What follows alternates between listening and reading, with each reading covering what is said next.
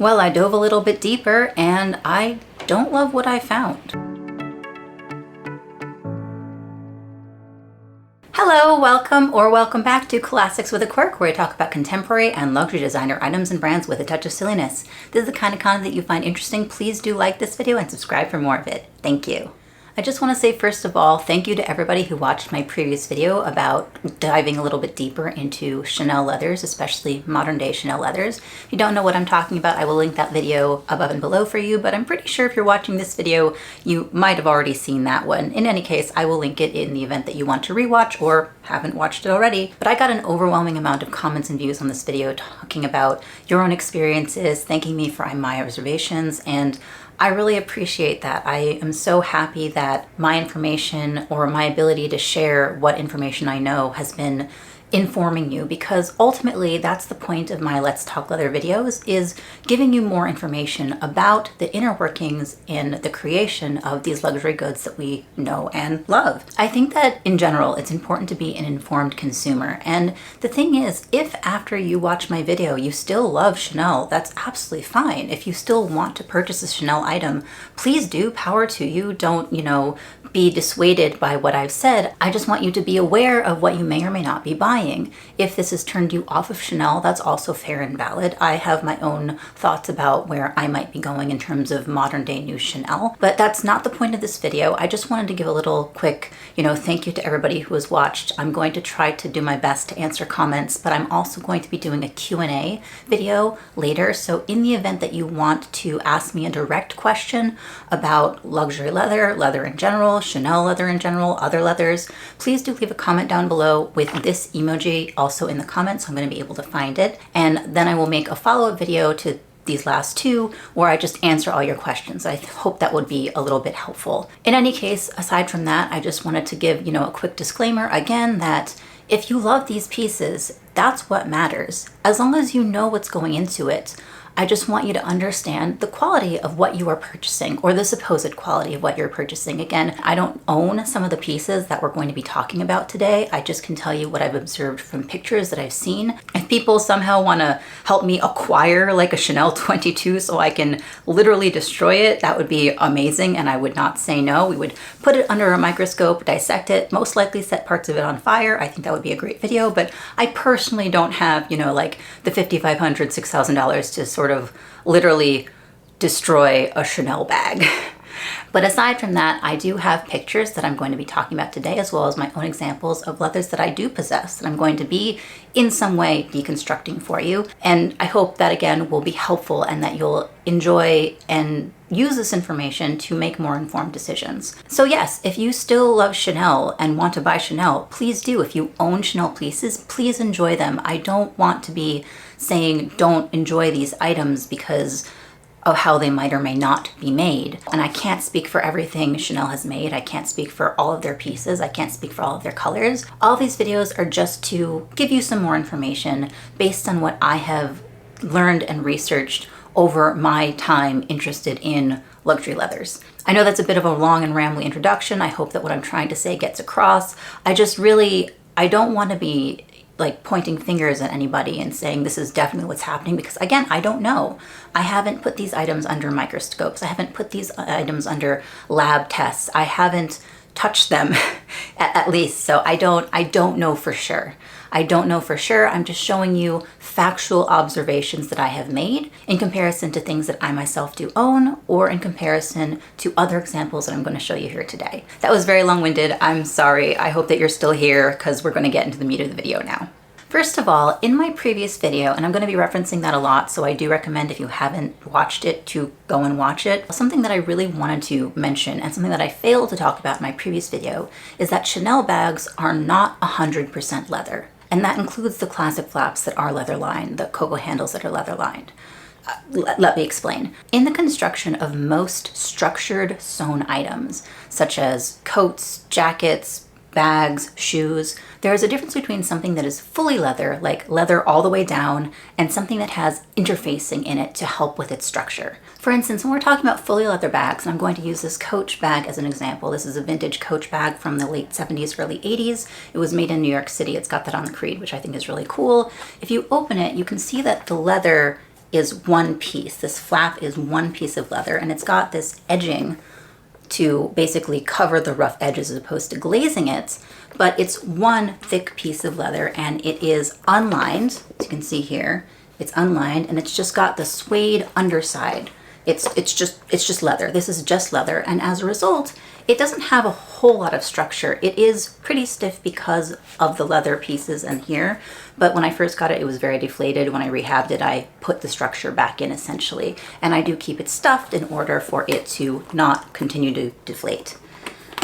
In contrast, when you have a Chanel bag, and I'm going to use my mini reissue as an example because it's the one I grabbed. When you have a Chanel bag, you don't have just one piece of leather because it is leather lined, which means that it's technically two pieces of leather that are sewn together, right? So you have the edge stitching here where the bag has the leathers sewn together essentially. And I'll show you a close-up of that on the screen here. And what that means is because that there is leather sewn together, there is opportunity for interfacing to be included. And that is what is done with Chanel bags that are lined in any case. There is an interfacing layer that is basically sandwiched between the two leather layers in order to provide more structure for the bag. In fact, I have pictures for you of a fully deconstructed Chanel bag. Persblog did a really fascinating interview, and I'll link the article for you down below in, I think it was 2011, where they actually contacted Chanel and got Chanel to send them pictures. Like these are pictures that were sent to them from Chanel about the creation of a reissue flap bag.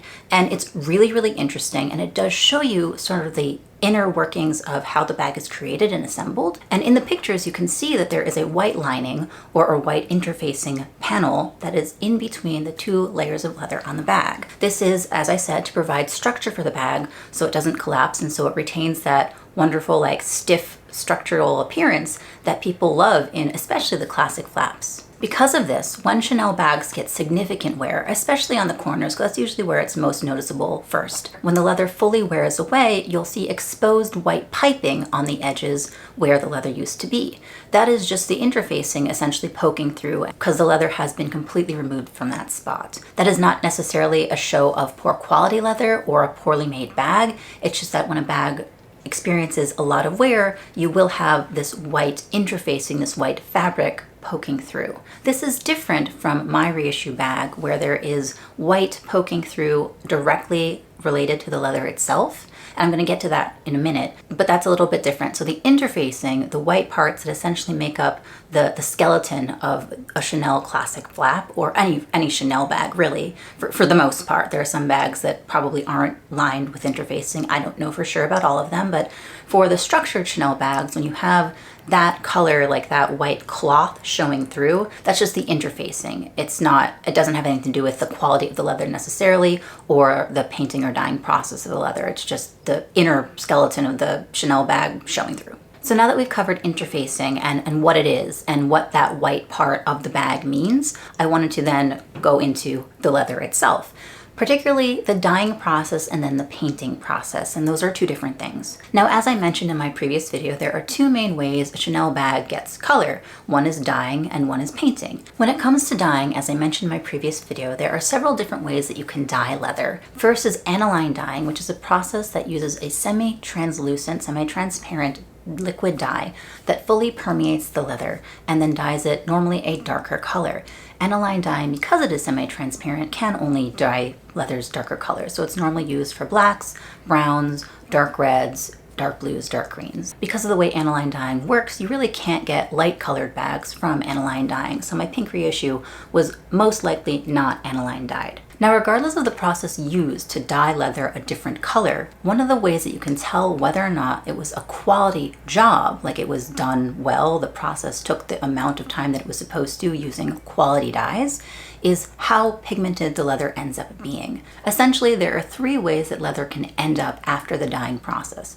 You have leather that has been dyed all the way through, which is a sign of good quality pigmentation as well as good quality leather. The dyeing process took the appropriate amount of time in order to fully permeate the leather, and you've got a good quality piece of properly dyed hide. The second result is if you have a very, very thick piece of leather, it might not penetrate all the way through, and so you'll have kind of a sandwich of dyed leather, whiter leather, and dyed leather. And that is also fine. If you have a very thick hide or a very thick piece of leather, sometimes no matter what kind of dye it is, it can't permeate the leather all the way through. A quick side note, by the way, is if you are dyeing leather all the way through, the top pigment and the bottom pigment are not going to necessarily be the exact same color.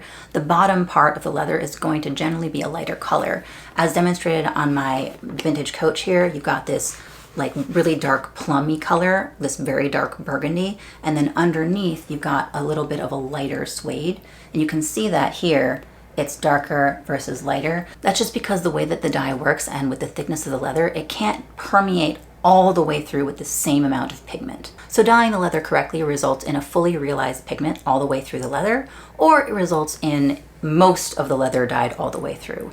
The third and final result of dyeing leather is leather that is not dyed all the way through, and there's a very significant difference between the top part of the leather where the dye permeated and the bottom part of the leather where the dye did not. Leather that looks like this is often considered poorer quality, regardless of what type of hide it came from. Even full grain leather and top grain leather can be dyed improperly, and that results in being considered poorer quality leather, even if the leather itself is still good quality, if that makes sense. So you can have full grain leather that is beautiful, robust, thick leather that is dyed improperly, which makes it then lower quality in terms of creating a piece out of it. It's essentially going to be considered a less expensive cut of leather because it was improperly dyed, as opposed to a piece of leather where it was permeated all the way through. You can have two beautiful full grain leather pieces. One is properly dyed, one is not properly dyed, and the properly dyed leather piece will obviously be considered higher quality and also fetch a more expensive price. Now, again referencing my previous video, I mentioned that there are parts of my reissue where I can actually see white underneath the pink coating in the leather. That leads me to believe that it is possible that if this leather was dyed, it was not dyed all the way through and thus essentially dyed improperly. The other option that I could possibly come to is that this bag was in fact painted. This means that a layer of pigment was placed on top of the leather of the bag, which would then explain why there is white showing through on the underside. It's because the layer of paint obviously didn't permeate the leather all the way through like a dye would, it's just laying on top. Now, in regards to painting, when it comes to coloring leather, there are 3 different layers that go into applying a coat of paint to a tanned hide. There's the primer, there's the pigment, and then there's the top coat. When these 3 layers are applied properly, they're essentially applied in rapid succession, so they immediately stick together and become inseparable. A properly applied coat of leather paint should not be able to detach from the leather or detach from itself. So the top coat should not be peeling off the pigment should not be peeling off the primer. It should become one layer of pigment. That being said, when these 3 layers are improperly applied, bonding issues can occur, which will often result in separation, peeling, or color detachment. This type of color separation or color detachment is often called delamination and should not occur on properly painted pieces, especially on newer leather pieces. When delamination occurs, it is usually a sure sign of quality issues in either the painting application itself or in the quality of the leather, or both. Now, something very interesting, or something that I find very interesting, is that delamination will occur differently in different types of leather. When delamination occurs in good quality leather, often it is exhibited by the paint peeling off in sort of one large section or one large chunk, revealing the nice quality leather underneath. You can usually see the pores of the leather underneath the part that is peeled away. It's sort of like peeling off plastic stickers. It all peels away at once, revealing the good quality leather underneath. When color detachment happens on poor quality leather, like split leather, sanded leather, or bonded leather, you're going to have a little bit of a different result when the paint starts peeling away.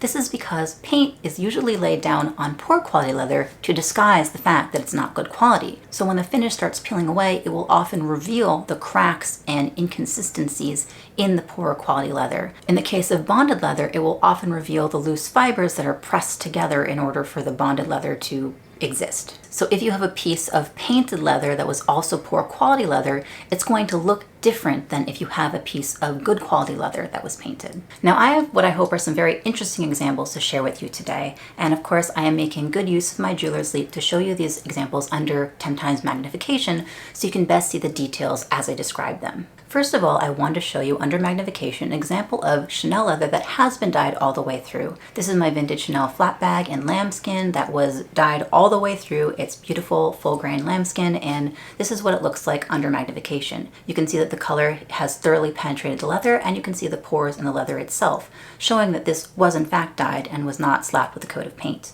I also wanted to show you up close my metallic boy wallet on chain. This is a metallic lambskin that came from the 2020 Métier d'Art collection, and this also was, I believe, dyed before a metallic layer was laid on top of it. From the close-up, you can see that this still does have pores. The lambskin leather still looks smooth and supple, which makes me think that this was dyed fully a darker color with then the metallic iridescent sheen laid in a thin layer on top. I also really wanted to quick point out in regards to the metallic walk and painting versus dyeing that if you see this part of the walk where the Chanel is embossed into it, which is definitely a coat of paint, in comparison to the rest of the area, which is just the blue metallic part, you can see pores in the blue part where you can't see pores in the painted part. It's a very cool contrast, and at least to me, it makes me think that the blue part was indeed dyed with a metallic coating placed on top, as opposed to the entire thing being painted. Finally, a close-up of my mini reissue again, and I think it's a little bit more obvious in this case that there are not very many visible pores. And as I said, this possibly could have been dyed and not dyed all the way through, but the fact that you can't see pores makes me think that this was much more likely to be a painted leather piece. For comparison, let's have the mini reissue up close and the metallic walk up close, and you can see that even though these were very obviously colored pieces, one seems to look a lot more artificially colored than the other one does. Or at least it looks like that to me. Please let me know if you can see a difference. Now, the reason that I started down this rabbit hole in the first place was because of something that Super Jacob shared in a video where he talks about his Chanel 22 bag showing a very peculiar and very significant sign of wear. I'm going to pop a picture up here of the close-up that he shared, which is under macro, where it shows that it looks like a layer of the Chanel 22 in this area is peeling away. Now, as you can see, the top layer, the layer that is peeling off, is a very different color from the lower layer. So it is entirely possible, and this is pure speculation on my part, I don't own a Chanel 22, I haven't touched Super Jacob's bag, I haven't looked at it under a microscope myself. It looks very much like improperly bonded paint peeling away. Now, as I'm sure you're familiar by now, because I was very thorough about it in my previous video, leather cannot peel. The only time you really can see this type of peeling taking place on real leather is when it is a properly unbonded paint that is peeling off. The other big option when it comes to leather looking as though it is peeling away is when it is bonded leather and the layers of the bonded leather is separating. And in regards to that, I do have some examples to share with you now, which I think you might find very interesting. What is that cool thing, you might ask? Well, it is a variety of leather belts to share with you today. Why leather belts? Well, one of the neat things about leather belts, for some reason, I don't know why, is that they are very proud to tell you what they are in fact made of. So all of these belts are labeled with what they consist of, whether it be genuine leather, bonded leather, anything in between. So I thought it would be really cool to show you the close-ups of actual pieces of leather, including pieces of leather that I did damage, so you could see the underneath. I did say in the very beginning of this video, I don't intend to take a scalpel or knife to any of my Chanel bags. I'm sorry, I'm just not.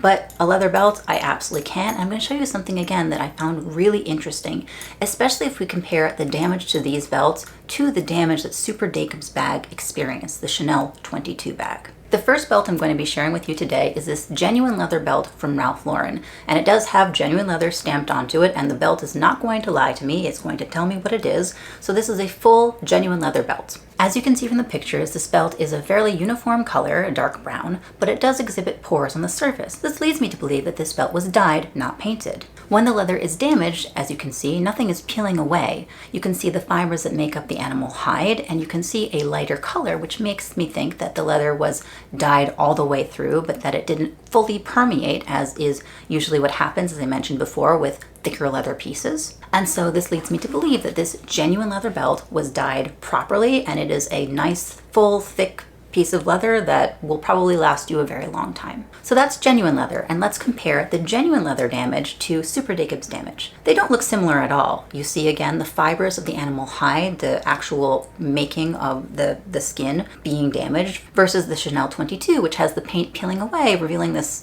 oddly colored, very mottled, textured piece of something, leather. Next, we're going to look at this black top grain cowhide leather belt from Dickies. The belt does say that it is top grain cowhide, so this is full leather, but you'll notice the underside is very different from the top. This is a painted leather belt. This had a layer of pigment placed on top of it. It was not in fact dyed, and it certainly wasn't dyed all the way through. This is further proven true by the close-ups. As you can see, the black part of the belt, the top part that is painted, doesn't show any pores, but the underside does. It shows the suede underside of an actual piece of leather. You also can see the fibers, again, that come from a natural leather hide.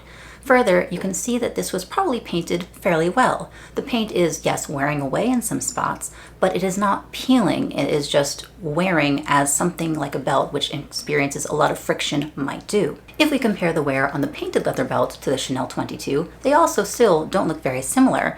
Again, there's nothing being peeled away. You're just seeing the fibers poke through as they are revealed when the paint wears off, as opposed to this peeling kind of experience that's going on over here. Next up, and getting a little closer to the faux leather side of things, we have this black leather belt from Levi's. Now this belt states that it is genuine leather topped with a man-made leather lining. That means that there is a coat of leather on top of the belt, and the lining inside is going to be man-made or synthetic. Now, as you can see from the close-ups, and I didn't have to damage this belt myself, it came pre-damaged from the thrift store, the leather top of the belt is actually incredibly thin. It is paper thin. It's just the thinnest coating of leather you could possibly get, essentially painted on top of the synthetic leather interior. As the leather top coat essentially is peeled away, you can see the synthetic underbelly poking through, and you can see the synthetic fibers that make up the man-made leather lining of this belt. Now, first of all, let's compare what the man-made leather lining looks to the actual leather that's been damaged. You can see that they both have fibrous qualities, but that the actual leather looks very, very different to the man-made material. First of all, it's much less stringy because it is not in fact made of string, and second of all, it's much less uniform. A man-made synthetic material is going to look very similar to itself, especially on a microscopic level, whereas a natural occurring material is going to have much more variation in it. At least to me, these look incredibly different. Please let me know if you can see a difference as well. And now let's compare the synthetic interior to the Chanel 22 interior. It looks a little bit closer, but not quite. You can see that the peeling still occurs in the same way, but the synthetic material poking through does not really look anything like the bubblegum-like texture that is showing through on the 22. They still look different, at least to me. Finally, I have for you a non-branded black belt that is made of bonded leather, as stated on the underbelly of it. And we're going to destroy this one as well, or at least show you close-ups of parts of it that's been destroyed. And again, this is bonded leather, so it is essentially a plasticized leather that take bits of leather that were ground up and then combined with plastic elements to create a leather reminiscent plywood type piece of mostly synthetic creation. As this is all one bonded leather piece, first of all, you're not going to see pores up close because it doesn't have any. It is not anywhere close to an actual animal hide. No pores to speak of. And second, when you see it starting to become damaged as layers of it peel away, because it is bonded leather, it can peel away because it's essentially plywood leather. As the black top layer is peeled away, it reveals this underneath gray, very spongy looking type texture from the bonded leather peeling essentially and being slowly damaged, or quickly damaged in this case. And so now we're going to see it up close of the bonded leather next to the Chanel 22. Again, this is purely speculation on my part. I don't have a Chanel 22 to observe. I can't put it under a microscope. I can't dissect it. I don't know for sure. But just from the pictures I'm seeing, the bonded leather damage looks closest to me to the Chanel 22 damage. It's entirely possible that I'm incorrect, and if you don't see that similarity, please feel free to let me know in the comments if you think that the Chanel 22 damage looks like any of the other leather damages. I'd love to hear your opinion. It's just, to me, these two look the most similar in terms of damage. Now, as I said in my previous video, I am just one person on the internet with a magnifying glass. I do not know for sure. Purely speculation on my part. I'm not throwing any accusations at all. I'm just making this video to try to spread some knowledge and education and information about what goes into leathers, and especially what might or might not go into luxury leathers. These items that we love so much, that we pay so much for, that the brands tout as such good quality, what might they actually be made of?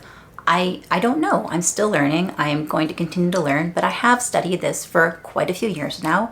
And this is just what I'm observing with new things as I see them. I'm just sharing comparison pictures that I have taken, sharing experiences and knowledge that I have, so you can draw your own conclusions. I'd love to hear your opinions on the matter either way, and if you do have a question for me, leather related or otherwise, please do leave a comment down below with this emoji in the comments so that I can see the question so I can answer it in my upcoming Q&A. And all I can say is that I hope this information was helpful or useful to you in some way. I hope that this video was interesting. I did my best to be as clear as possible. I don't know how well I came across, but I tried my best. If you like this video, please do give it a like. It super duper helps the algorithm, and subscribe for more content that helps the algorithm even more. Thank you so much for watching, and I'll see you next time. Bye.